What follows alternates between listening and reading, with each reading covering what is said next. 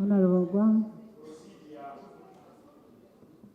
Madam Speaker, first of all, I want to stand here and confirm that I'm here to support the majority report which has been presented by the Chair of Defense and Internal Affairs.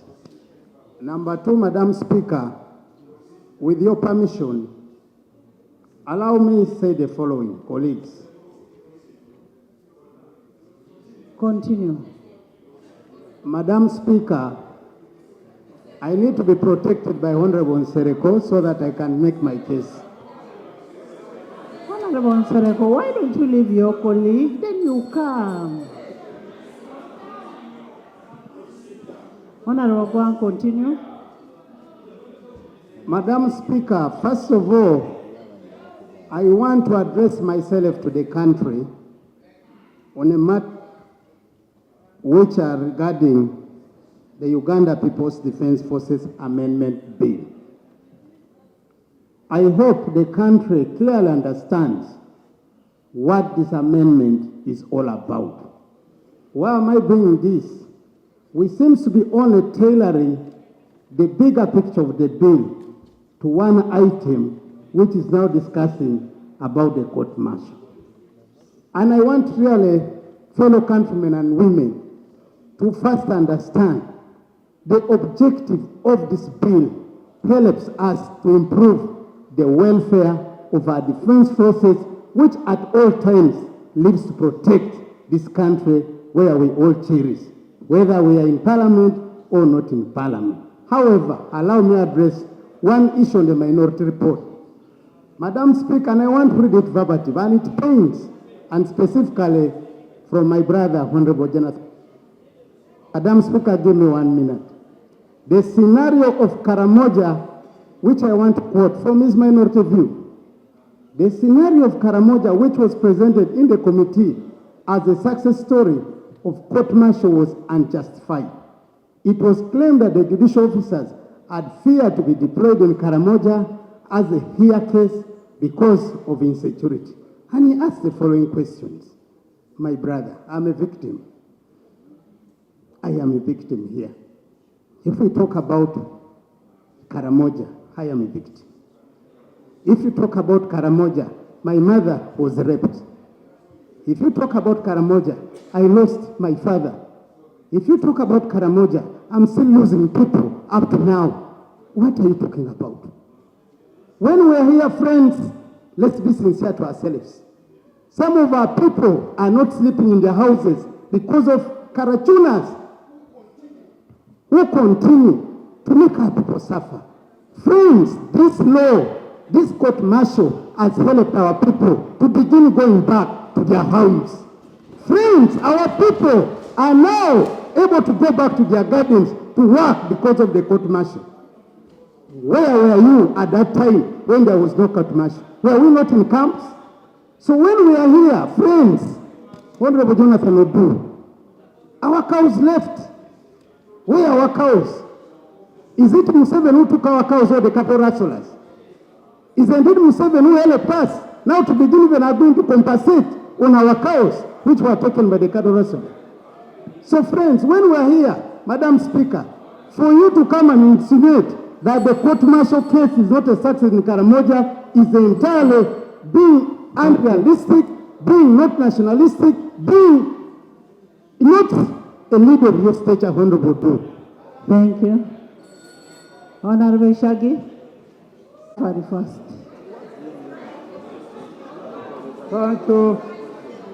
Thank you, Right Honorable Speaker. Right Honorable, if you can protect me from my son here. The son to the chairman, first wait for the father to speak. If you can allow me finish. Right Honorable Speaker, the matter we are deliberating is a clear one. And the Attorney General has clarified a number of issues. You know, for us in football, when you are passing, and you get boys or girls playing football with a good talent, we pick them and take them to football clubs. We don't take them to Malwa groups.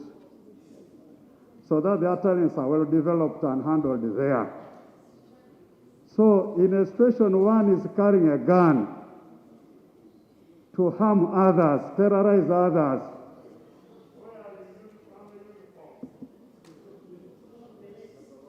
berets which are for military, what is the interest of that person? Do you have to waste time with that person? Take that person where he belongs. Take to the court which it belongs. And now, the issues of independence have been clarified here in this bill, which is so good.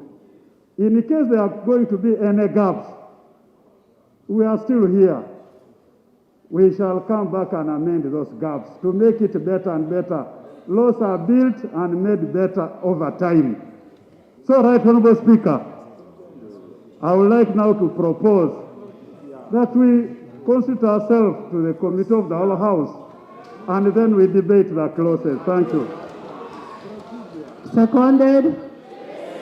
Seconded. When the Right motion, Honorable Speaker, maybe when a motion,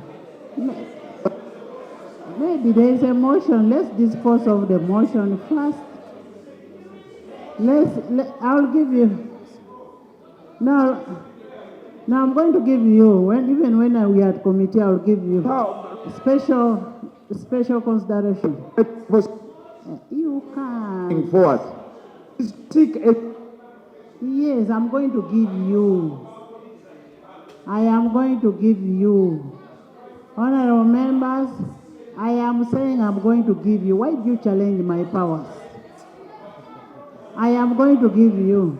Honorable members, this has been seconded by Richard, the Prime Minister, Honorable Bahati, Ajat, Honorable Oboth, Ogwang, Namiango, Gume, by the whole House with exception. For example, in the penal code sets out the offenses, but the law on the procedures in courts is the Criminal Procedure Code, the Trial and Indictments Decree. So if you ask me whether the procedure for trials in the court-martial are in the UPDF Act, I'll say no. But there are procedures that are set out for the court-martials. Also, colleagues, we must be clear that the clause 30 and 31 and the clauses that you talk about don't create offenses. No, let me finish. I'll get the clarification after. 117A does not create offenses. 117A is granting jurisdiction. The offense of murder is the same offense in the penal code, and for every Ugandan, murder is the same. There must be a death, but you ask what is the exceptional circumstance here? The exceptional circumstance here is that you committed murder using a weapon which is ordinarily the preserve of the defense forces. That's the exceptional circumstance. Let me finish. I'm going to get the clarification. Just 1 second. Let's all finish. I think the Minister of Defense will back me up here on this issue of the establishment UPDF. The UPDF establishment is not an instrument. It's a doctrinal document. It's a doctrinal document which is used by soldiers to determine how they relate with themselves. It's not a requirement of the UPDF Act. It's a doctrinal document they use there. So whether or not you should be able to get access to all the documents of UPDF, the Minister of Defense will tell you about that. But this is a tactical doctrinal document. How do we engage? How do we set ourselves up? But the structure of the UPDF is set up in the law, and that's what they're asking Parliament to address. Right Honorable Speaker, I'd like to also address colleagues on the issue of Article 92, because it was raised in the committee, it was raised severally, and I've had it severally said here, especially in the first report.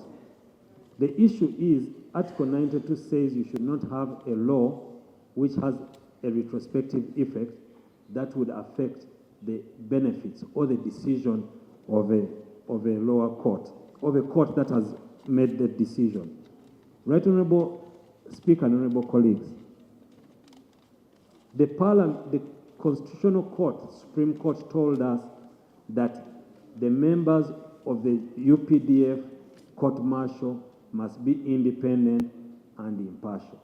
They told us how they believe the independence and impartiality should be set out. Taking of the oath, we put it in clause 45. Legal qualifications, clause 35, 36, and 38. Manner of appointment is in clause 36, 37, and 38. The term of office, the convening authority is in clause 45. The existence of guarantees of outside pressures is in clause 45. That's what the bill is trying to introduce. Now, it is for members of parliament to look at this and say, do they adequately cover the safeguards that are required of us? Further, we have the bill proposes to introduce the military courts department, which is supposed to be a department which is supposed to be separate and distinct from command and control of the UPDF. And that's the purpose of the act. On the issue of trials of civilians in the court-martial, like I said before the committee, I personally did not find a provision in the decision of the court which said that civilians cannot be tried in the court-martial. And yes, the honorable member was correct. The honorable member was correct that it would be wrong for us to do the same thing which the Supreme Court said we cannot do. And you quoted the decisions of Sri Lanka and London. We have ours here. We have ours here, like the human rights which dealt with POMA, and we have ours here. So we are very alive to those principles. What I can say is that what we are doing here is not at all in pari materia with what the old provisions are. And if members took time off to look at the provisions and look at the differences of the same, I am sure they will agree with me. So, Right Honorable Speaker and Honorable colleagues,